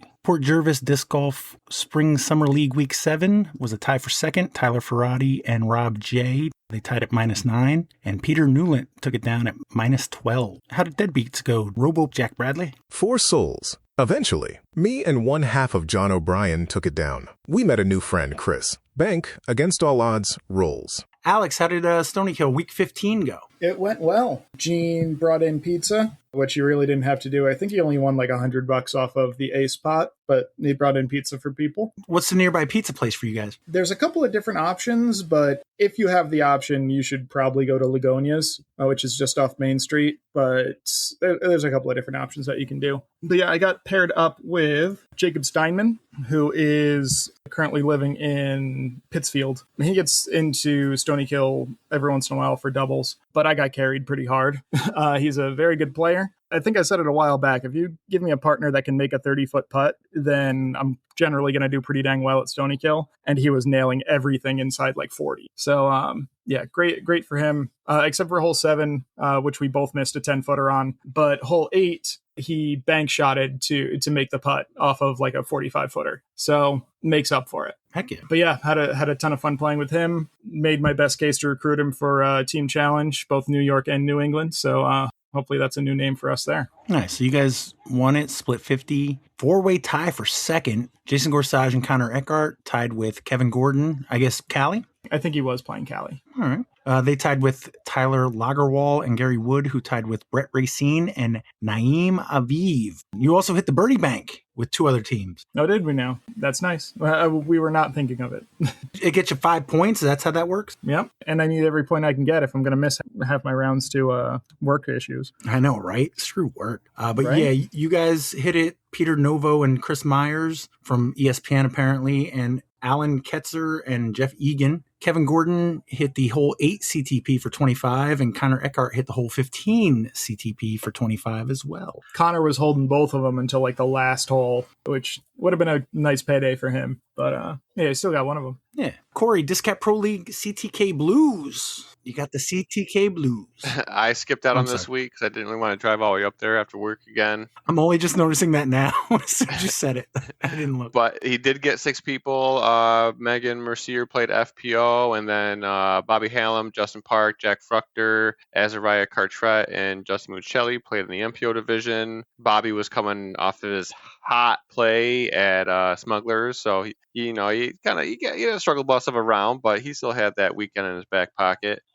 But yeah, Justin Muccelli and Azariah both shot 7 downs, which right now is showing as 999 rated. And I don't actually know how that turned out as far as playoffs or anything, but That's cool. On Thursday, CPS Thursday Dubs Week 11 had a tie for third, Cody H. and Nicholas Alcatraz at Cats, tied with Peter Cornish and Peter Balcom. Both teams shot -11. Earl Steenberg and Peter Fitzsisti came in second at -12. And your winners, Lenny Rabune and Denny Deli, shot -15. Jake, you played Disc Beat Club? How'd that go? That was kind of cool little story behind that. It was the last week of the season, Yeah, right? it was the last week of the season, and Greg was behind Kevin Kroenke and Mark Stryker, and he knew he had to shoot hot. I was on his card. It was me, Greg, and Mel. Yeah, I shot well. I felt good about it, but Greg shot out of his mind. Shot 13 down. He said his previous best there was 11. So he just narrowly took it down, and he won the season. So I guess he needed the money for his new minivan. And to join Patreon. Oh, yeah, with cash only. Yeah, I don't know. Again, I don't know, but Greg is awesome. That's what I know. He knows about little frogs and disc golf, but that's cool. Ask him about produce. Well, here's Robo Kevin T. Kroenke with a season recap. Another season in the books. I love that we are now heading into the 5th year of Disc Beat, and we have grown from a league that was averaging a half dozen or so a week. Now we routinely have double that, and at times triple that. I really wouldn't want to spend Thursday mornings anywhere else or with anyone else besides the Beatniks. Greg Kurtz roars back with his best round in the league to take the day and the season. 1047 points awarded throughout the season, with 418 points being the cash line. Points ended up being worth 44 cents each. Finals payouts for the season. Greg in first getting $37. Mark Cookie Stryker in second for $36. Kevin T in third for $36. Jake and Jim B with a tie for fourth at $28. And taking the scraps, Mark Sparky Spalding in sixth for $20. See you all, and perhaps some others as well, next Thursday for the start of Summer School. Mindy Potts, what happened at OKDGC doubles this week? Such a great night for doubles. Tyler Bink and Travis Bouchard made history as we bucket tested the back nine. Travis destroyed the red tees, and Tyler and I never lost a disc, even in the tall stuff. Women's League Prospect Park, Sarah Rizzo and Melissa Calabria came in third place. Brandy Hudson and Alexis White in second, and Kat Bemis is your winner, shooting -3. On Friday, we got TGI FDR dubs. Thomas Ross and Ryan Mallett came in third place, shooting -4. Ben Vondrak and Steve Vondrak in second at -6, and Trevor Lambert and Sam Keener are your winners. They shot -7. Skylands Friday Handicap League, Scott Spellman in third, Bjorn Holm in second, and Tibor is your winner, shot 2 down handicap. SPW Dubs League had a tie for third place. David Chaikin and Josh Lee tied with Denny Daly and Kevin T. Kroenke. They shot -8. Jay Gorsage and Peter Cornish tied with Cody Kanine and Jordan Caslin at -10, but Cody and Jordan won it in a 4-hole playoff, CTP hold 19 by an inch. Cranmore Dubs League played Blues at CTK. Charles Carpenter Jr. III and Hans Hunsberger came in third place, shooting -5. Ryan Travis 148343 and Joseph Polsoni in second at -6. And Jonathan Klingler and Terry Hudson took it down at -7. Riverside Cruddy Friday doubles, Shane Cody and Peter Mallon came in third place with a -9, and there was a tie for first at -10 between Richard Clapp and Stick. They tied Gary F. and Peter Newland. On Saturday, Thatcher had Saturday Dubs Week 4. Sean Dollard and Patrick Jeffries came in third place, shooting a -10. Rob G. and Brandon Klein in second at -11, and Denny Deli and John V. are your winners. They shot -12. On Sunday, Long Island Sunday doubles, Joe Anderson and Sean Mahan came in third place, shooting -5. Josh Winkler and Chris in second at -10. And your winners at -13, Brian Wisher and John Vasquez. Jake, you played Sassafras Sundays solos at Dove Creek Handicap League. How'd that go? Yeah, that was good. Played with Terry, Eamon Foster and Nathan. Can't remember Nathan's last name. I think it was his first week there. He was establishing his handicap. But yeah, it was good. So Terry was shooting well. I was shooting well. We started on 10, so then we finished up at 9. And with our handicaps, him and I were head and head there. I had killer drive up there, probably had about a 40-footer, and Terry had right around the same thing. He nails the 40-footer to take the birdie, and so he beat me out on that one. But I can't remember what I think it took, like third or fourth. Tied for fourth with Eamon. Yeah, so shot again better than my handicap, so always happy with that. We've also got an update from Robo Terry Hudson. Week 9 brought out a large crowd of 15. We had 3 people get their handicap today. As we were expecting, Cameron Freehofer used his handicap to take down first for $45. Sean Collins almost tied and took second. I continued my hot shooting with a -3 scratch hot round, taking down third. I birdied 6 today, which was worth the round itself, and had a few really nice long putts. Ace pot sits at $176. We are on next week, going to be hot, but the nice part of our course is all the shade. Blackberries on 2, ready to be picked. We don't have time for SkipAce. There is an event this week coming up. The Ale Open presented by Discraft closes in 3 days. So if you haven't made your picks, get them in. Ale. It is, yeah. Yeah. Spell ale, pronounced Ale. The Ale Open presented by Discraft, July 3rd through 5th. If you're listening to this, it's probably too late. But for you guys, if you haven't made your picks, like me, get your picks in. Jake, do you make picks? No, I'm not in on the SkipAce. Can you get in like partway through the season? You can get in whenever you want. It's free to play. If you jumped in for these picks and you beat me, that would be awesome. I was hoping he was going to be Freefeld or something like that. I was 100% hoping. What if I was just a secret sleeper? Yeah, that's what I was hoping. There's a handful of names that I don't know who they are, so it would have been great if you were like, oh, I'm Joe C. Something. One of those. I'm that guy from Toronto. The Blue Jay guy or whatever. Yeah, Blue Jay Disc Golf. Yeah. Yeah. There's a code. Yeah, give it to me because you're going down. You can just text it to me. It's 9BWU. I'll text it as well. I'll do that right now. But anybody not good for a quiz? If I could use PTO, that'd be great. I'm supposed to go camping tomorrow and still not packed up for it. That's cool. I would prefer to bail, unless that really... No, Corey, you have to stay. That puts us at 2 and 2. Yeah. Oh, all right. Yeah. Then. Not that I care either way, but do you guys want to make teams before you go? I was kind of thinking Jake and Tim. That's what I was thinking too. Twinning. Good vibes. Let's go. That would leave Alex and Joe. Alex and Joe have 3 wins. Tim has 2. So, yeah, no, I dig it. Team Tui versus Team Jalix. Before you go, though, Randy, Helderberg 2. Mm-hmm. What's the scoop? Yeah, so we play tested our custom layout. Everybody's going to play the same short layout in round 1, so pros all the way down. If you want to practice that, you can basically just play the white layout. Some of them are going to be even shorter than the white layouts. Nothing more complicated. And then round 2, we're going to have the pros and the MA1 play a longer layout, which is a lot of the blue tees mixed in with some white tees just because it's unreasonable and kind of boring to play super long holes with a berg. And we did delete holes at I think 5 where you could potentially throw off the cliff and lose your maybe 1 or half of your bergs for the day, because I doubt people are going to be bringing more than 1 or 2, and you only get 1 for the tournament. So yeah, we took that hole out. We made a B hole or a berg hole, if you will, but it's not 50 feet long, it's 200 feet long. It's a legitimate hole, so it's not just a filler. So yeah, I'm excited. I think it's going to be a good layout, and it should fit people chucking a berg around. That's July 11th? Yep. Is it too late to sign up? It is not. I'll take people signing up pretty much until the night before. I think we set the sign up to close like the Friday night before. Are you worried about not having enough discs? Well, we have all the discs, and I've had them for a couple months now. So that's why I'll take anybody signing up. So yeah, no risk of running out of discs. Dig it. Alex, so the 12th is the circuit challenge at OKDGC, right? Correct. So we ordered our player packs. So we have 36 slots available, 27 people signed up.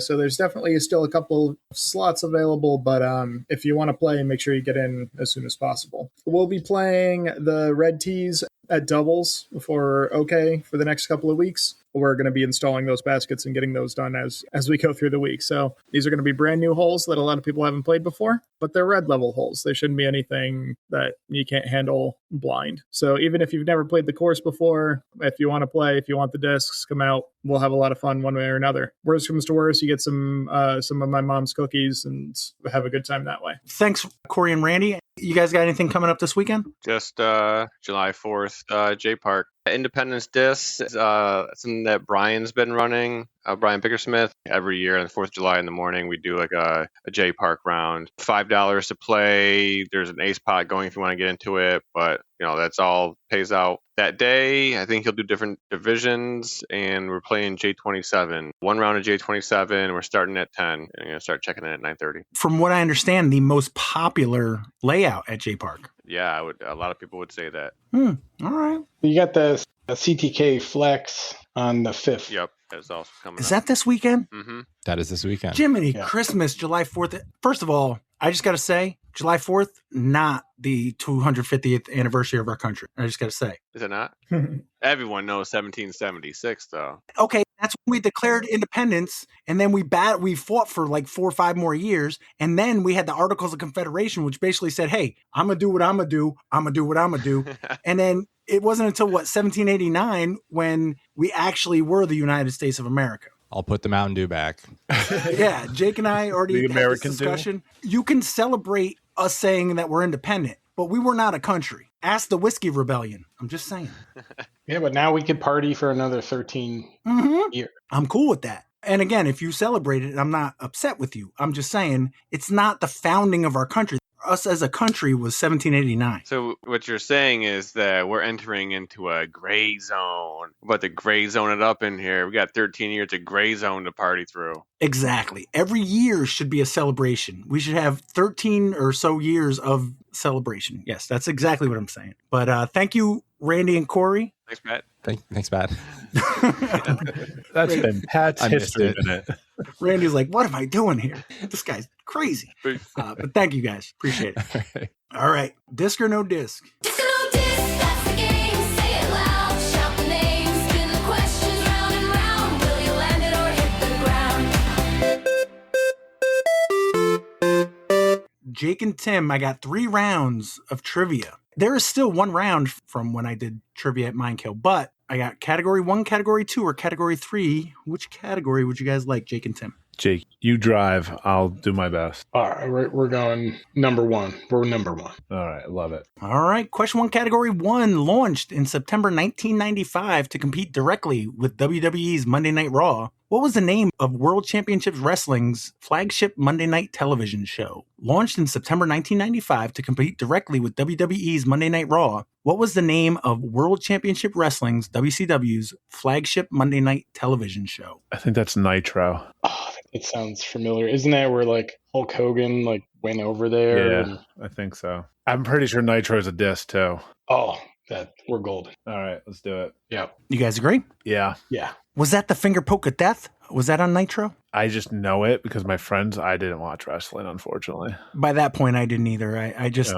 there was one thing I thought I might know about wrestling in 1995. No. But is the Nitro a disc? I'm pretty sure it is. You guys agree? I trust you. All right. Yeah, sure. MVP Disc Sports, May 13th, 2016. That was going to be my guess, was MVP. What year were you going to guess? Oh, I probably would have gone 2022 like I always do. Oh, I would have said 2016 because I just said it. All right. Well, yeah, but if I went pre-knowledge, the pre-Google. All right. Alex and Joe, is it Allo? Yep. Back-to-back weeks on Allo. I did not realize that. It is. So yep. That's all right. We took it down last week. We'll take it down this week. All right. Category 1, category 2, or category 3? I do not have a preference.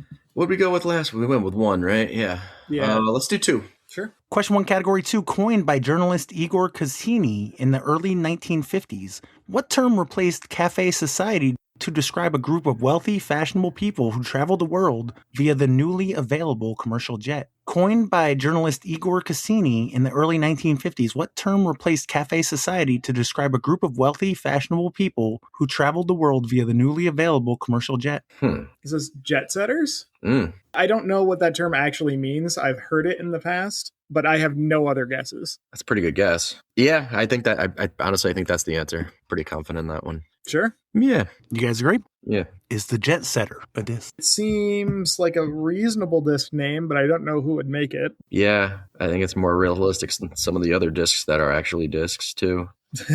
At least it's got jet in the name, right? Yeah. There's something flight related there. Yeah, that sounds good. Let's go, yes. You guys agree? Yep. H13 Disc Golf, April 20th, 2026. H13. Tied up at 2, Jake and Tim. Category 1 or Category 2. Category 3 will be saved for a later date. You want to stay with one or you want to do something? Yeah, stick with one. All right. All right, question 2, Category 1. What word can describe a plastic shield on a car hood that keeps bugs off the windshield, a plate inside a motorcycle helmet that keeps your breath from fogging the visor, or a defensive energy field in science fiction? What word can describe a plastic shield on a car hood that keeps bugs off the windshield, a plate inside a motorcycle helmet that keeps your breath from fogging the visor, or a defensive energy field in science fiction? Force field? Is that well, that's definitely the last one. Yeah, but the bug thing? thing. The problem is I stopped listening when he said word. And force is a disc. Force is a disc. Let me think here. All right, I'm gonna. Even though he just wrote Pat, can you read it one more time since I Certainly. Yeah, thank you. What blank can describe a plastic shield on a car hood that keeps bugs off the windshield, a plate inside a motorcycle helmet that keeps your breath from fogging the visor, or a defensive energy field in science fiction? See, what I'm thinking off the first one is deflector. Oh, bug deflector. That's a disc. Oh, I think I'm liking deflector. And that makes sense kind of with the helmet. Yeah, but to keep it from fogging. That's where my gut goes based off the first one, but I like your force field for the third one. Energy field deflector. I guess that works for the third one as well. Yeah, I think. Okay. They would go deflector. Okay. You guys agree? Yeah. Yeah. Is the deflector a disc? Oh, it's MVP. Yeah, I think it is. You guys agree? Yep. Yep. What year, Tim? This one might be a little older than 2022, like I always say. So I'm going to go 2018. MVP Disc Sports, February 26, 2018. Whoa, whoa. Whoa. So apparently I just have to blank the word word. If and you you're put good. word in there, I'm done. I can't do it. All right, Aloe. You want 3 and 1 or 2 and 2? Go ahead and pick, Alex. Gosh, I mean, I'm more likely to get questions in one, I think. Yeah. Two's first question was kind of rough off the start, although you got it fairly quickly, but I'm fine with one. Yeah, let's go. Let's zig. Let's go to one. All right. Question 3, Category 1. Whether it's a baseball pitcher throwing a slider, a tennis player hitting a heavy slice, or a disc golfer throwing an understable driver, what physical force is applied to the projectile to create aerodynamic lift and alter its flight path? Whether it's a baseball pitcher throwing a slider, a tennis player hitting a heavy slice, or a disc golfer throwing an understable driver, what physical force is applied to the projectile to create aerodynamic lift and alter its flight path? I think we're looking for spin. Spin? Lift? We already said, he said lift in the... Yeah. Did he say lift in the... Yes, he did. I'm pretty confident with spin. Yeah. Okay. You guys agree? Yeah. Is the spin a disc? MVP. I mean, it naturally should be, right? Yeah, it's an MVP disc. He's going to ask What you year, the Fancy Pants? Before I started playing, say 2015. What year did you start playing, Alex? 2018. I'll go with 2018. MVP Disc Sports, January 20th, 2016. Almost. He was right before. I was less than a month off. I think you were thinking January 2015. But, I'm teasing. I get a whole year range, man. It doesn't matter what I'm That's fair. thinking. So we're tied at 4. Jake and Tim, 4 and 1 or 2 and 2? Oh, you want to just sweep one? I mean, they're supposed to be getting harder, but they're all MVP discs so far. So it's going to be, it just depends on where the trap is. I'm good with going one. So far, they've been all right. All right, let's do it. All right. Sticking with 1? Yeah. Question 4, Category 1, derived from the Latin word for touching. What geometric term describes a straight line or plane that touches a curve or curved surface at exactly one point, but does not cross it at that point? Derived from the Latin word for touching, What geometric term describes a straight line or plane that touches a curve or curved surface at exactly one point but does not cross it at that point? All right, Jake, we got to give you the warning like we do for I know. that we Did he give try for to everyone. answer? I heard something, but I didn't hear. Too excited. We have to do it to everyone. You have to let Pat read it twice before we answer. You're now a podcast guest. That's Yeah. what you did right there. I don't know of any of them that didn't do it. So, It's a thing that you got to do. yeah. All right, Jake, what do you got? I'm thinking apex. Where it touches. All right, because I had a different word in my mind. So apex is where two lines cross, right? Or where they meet, or is it like a point? I'm thinking in like Formula One racing, like the apex of a turn. Oh, all right. Why? What were you thinking? I don't know if I want to give it to them. Yeah, then they might steal it. Yeah, I don't want to give them to them. So I get what you're saying. That makes sense. I'm good with it. Add. Let's go with apex. You guys agree? Yep.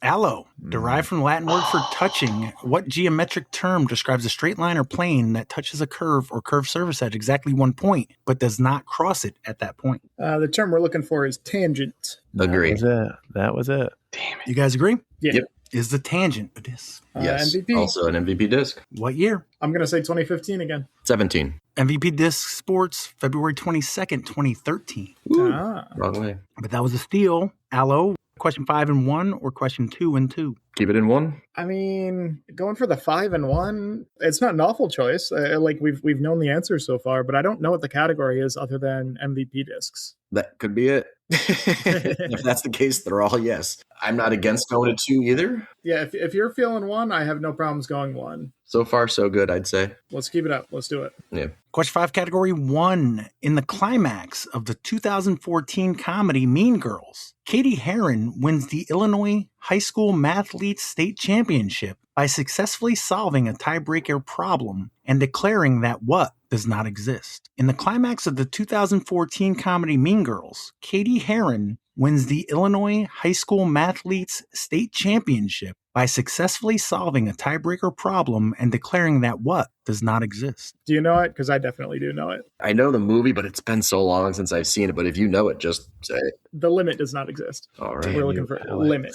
is what we're going with. All right. Yes. You guys agree? Yep. Is the limit a disc? It's an MVP disc. Yep. What year, if you get it wrong, you lose the point? Oh. No, I'm teasing. But what year? It's even older than the other ones. Let's go 2013. I'm going to stick with 2017. MVP Disc Sports, April 13th, 2017. Oh, it was not older than the other ones. Never mind. All right, 8-4. Jake and Tim, you got question 6 and 1 or question 2 and 2. I think it's time to zig. Yeah, there you go. I let us down with the 1. It's all good. You might want to go on a You pick. tangent. Oh. Rub it in. Category. All right, let's go 2. All right, question 2, category 2. What term can be used to describe a powerful business magnate, a member of a historical Muslim empire in India, or a bump on a ski slope? What term can be used to describe a powerful business magnate, a member of a historical Muslim empire in India, or a bump on a ski slope? I got it. All right. Mogul. Oh, great call. Yep, 100%. You guys agree? Yep. Is the mogul a disc? Ooh. Ugh. I don't know. I don't think I'd throw the mogul. I mean, it's a cool word. Yeah, I guess when you think of it as a business magnate, but not a bump. Yeah, that's true. That's true. I guess you're probably right. And you got to think, too, so far, everything has been yes. I'm cool with saying no. I think you're probably right. All right, let's do it. Yeah, let's do it. You going no? Yeah. No. You are correct. Sweet. Good call. Yeah, All I right, think 8-6, but you guys are a question up. Alex and Joe, final question 1 or question 3 and 2? That one was much easier than the first one. First question in 2. What do you think, Alex? I think we don't want the question 6, so I think we keep going with 2 for a bit. Okay, I'm good with that. All right, question 3, category 2. While it functions today as an informal shorthand for a spectacular talent, what word actually entered the English language as a truncated slang variation of a longer scientific term meaning an observable fact or event? While it functions today as an informal shorthand for a spectacular talent, what word actually entered the English language as a truncated slang variation of a longer scientific term meaning an observable fact or event? Observable fact or event. Yeah. That's a good one. Can you read it one more time, Pat? Certainly. While it functions today as an informal shorthand for a spectacular talent, What word actually entered the English language as a truncated slang variation of a longer scientific term meaning an observable fact or event? Like, I keep coming up with words that I don't think it is. Like prodigy comes to mind, but I don't think that's right. Like a genius, prodigy, virtuoso. None of these feel like truncated versions of other terms. But it's of an event. I don't think it's a person. The thing we're looking for is the talent. It's now used as a slang term for a talent, but it started as a truncated version of a scientific term for an event or fact. Observable fact or event. Whatever we're looking for is a truncated version of an event or fact that now means fancy talent. All right. So slang terms for someone with talent. Could it be like a whiz? A whiz. That's not a term we've used in a while, but they're not talking about. Well, I guess a whiz is not. It sounds like a truncated term, and it kind of seems to match the jet setter, mogul type of era of things. Mm-hmm. Or gifted, pro. I feel like that's just a shortened term for wizard or something like that, though. But I don't know that for a fact. But yeah, I don't have anything better. I'm drawing a blank on slang terms for talent. Yeah, we'll go with whiz. Works for me. You going with whiz? Whiz. Nobody beats the whiz. But Jake and Tim, while it functions today as an informal shorthand for a spectacular talent, what word actually entered the English language as a truncated slang variation of a longer scientific term meaning an observable fact or event? I think I got it. Do you have anything? I think they might have given it away. I'm blanking, but they said something that I kind of liked. I think it's phenom. Yeah, because then it'd be a phenomenon. Yes. That's what kind of got me. They said genius, and then I couldn't get it out of my head because I'm like, genius is a disc. Yeah, genius is a disc, but I think the phenomenon was what got me. Yeah. Observable fact is a phenomenon. Yep. Oh, good pull. You guys agree? Yeah. Yep. Is the phenom a disc for the tie? So there's the Arctic phenom, right? Isn't that? Yeah. But he doesn't usually count those. No, that wouldn't count. Okay. Yeah, That'd be a very difficult question to come up with, but yeah, that's a PD. That's more why I don't think so. But it sounds awesome. I think it's it should be a disc. I'd bag it in a second. Yeah. You guys agree? Yep. Yeah. Legacy Discs. Yeah. March 28th, 2015, and we are tied. And that was a steal. As soon as you said it, I knew it, and I knew it was a disc as well. All right, Jake and Tim, 6-1 or 4-2? 2's tough, but I think we stay away from a 6 as of right now. Yeah, 6 is too hard. Yeah. Okay. We'll take 2. All right. This is Tim's favorite type of question. Love it. Question 4, category 2, derived from a Latin word meaning the act of seeing. What word originally entered the English language in the 17th century to describe someone who experienced supernatural or religious revelations? Today is more commonly used in the corporate world to describe a leader who can anticipate future trends. Derived from a Latin word meaning the act of seeing. What word originally entered the English language in the 17th century to describe someone who experienced supernatural or religious revelations? Today it is more commonly used in the corporate world to describe a leader who can anticipate future trends. I think I might have it. Go for it, because I'm at nothing. What do you think about Oracle? Oracle. Yeah, I see where that would fit. Does that fit the other mogul? Jet setter, phenom. Would you call a leader today an Oracle? Yeah, you got Warren Buffett, the Oracle of Omaha. Oh, let's do it. I love it. Oracle, Pat. You guys agree? Yep. Yeah. Aloe. Derived from a Latin word meaning the act of seeing, what word originally entered the English language in the 17th century to describe someone who experienced supernatural or religious revelations? Today it is more commonly used in the corporate world to describe a leader who can anticipate future trends. The word that's coming to mind is visionary. Great answer. That's what I was going to say as well. All right, let's do it up. You guys agree? Yep. Is the visionary a disc? Maybe. Yeah, I have heard worse disc names.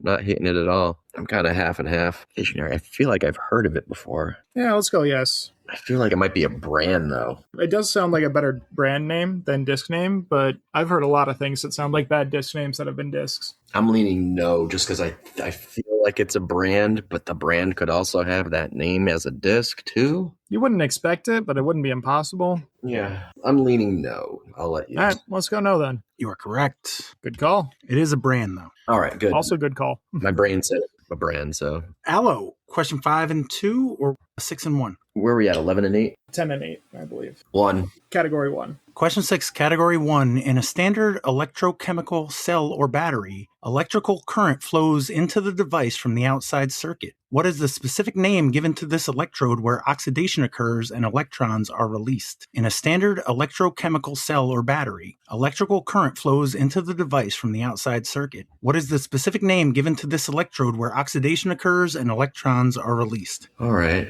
I don't remember my chemical engineering that well, but anode is what's coming to mind. I'm trying to go back to college myself, and that was so long ago now. How confident are you with the anode? Like 6 out of 10? And it's also a disc, right? Yeah. All right, let's just go with anode. I'm good with that. Sure. You guys agree? Yep. Is the anode a disc? Nice.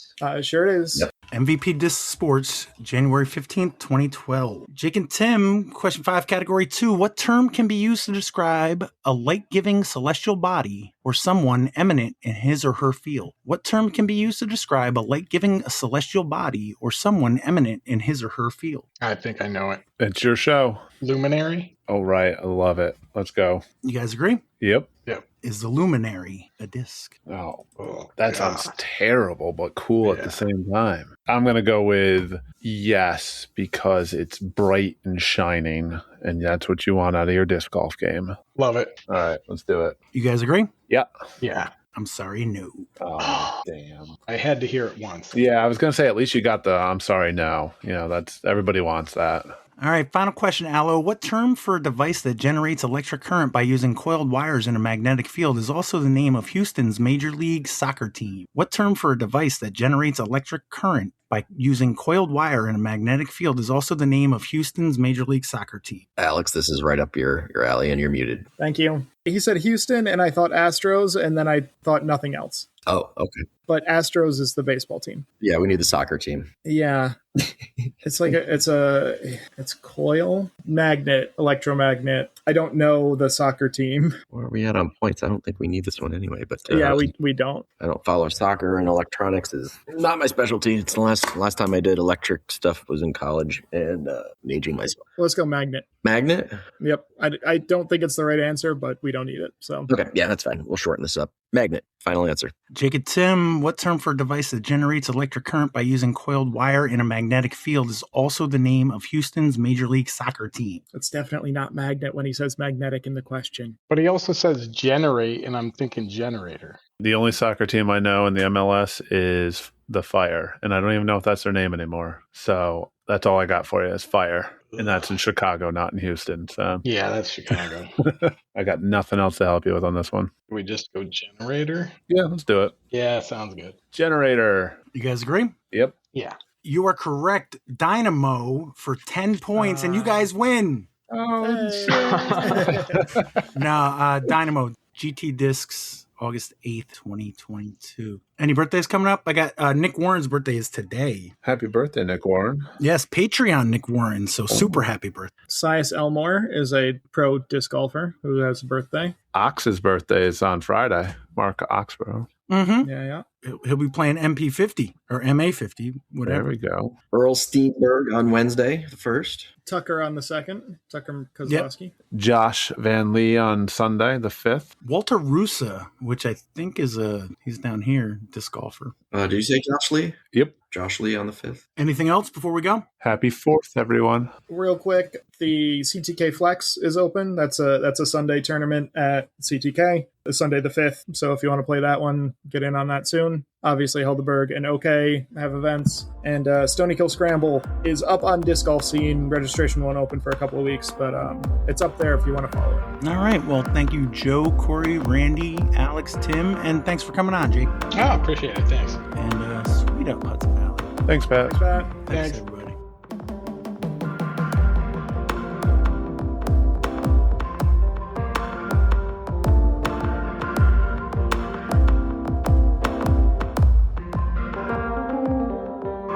I didn't give you a heads up, Pat, so I'm giving it to you now. I did play Ryan this past weekend. So Okay. that'll be 2 minutes. That's cool. I played Greg, so I'll mention that too. Looks like the busiest man in the Hudson Valley is here, Tim. Oh, don't give me that much credit. I don't do that much. I just sit behind a computer.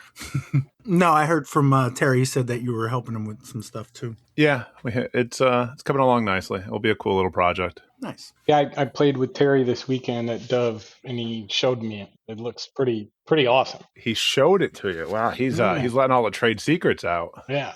Cool. I'm glad everybody's liking the little tidbits of it so far, because I had an idea last night that prompted that post, and that's hopefully that will turn out a lot nicer than the AI stuff I have been doing. So that's kind of where I was going with it. Yeah. He showed it to me, but I was like, I've seen bigger. Yeah.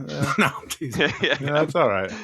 AI could do crazy stuff with that, probably. Yeah, that's the 3.5 evaluation credit I get. What prompted it was he sent me a message and he said, hey, is there a coordinator of all the clubs down there, like all the courses down there? And I'm like, no. Skylands has like 4 courses if you count Oasis, but that's technically private, so you don't really count that. And then I was like, Wedge has 2, and then Long Island just got a 3rd one, and then everything else is kind of just one-offs. You know what I mean? You got your Gunks, your Beacon, Port Jervis. They're all just, they have a course, and Port Jervis is looking to add a 2nd one, but still, it's just a lot of one-offs. And he's like, oh shit, I totally forgot about Long Island. Yeah, but he forgot Greenville. He forgot something else too. And he's like going through them and he's like, oh shit, I got to add this one. I got to add this one. And I'm like, don't worry. We're still in dev here. We've got plenty of time before we push to provide. Well, and that's what I told him about Long Island. I'm like, you could always just add that later. You know? Right. That's what I told him after he came back to me. I'm like, I've got it built that we can add more later. We can add a whole nother region if we need to. It's all good. But I've also got something in the works for you, Pat. In the next probably few weeks, I'll show you what that looks like.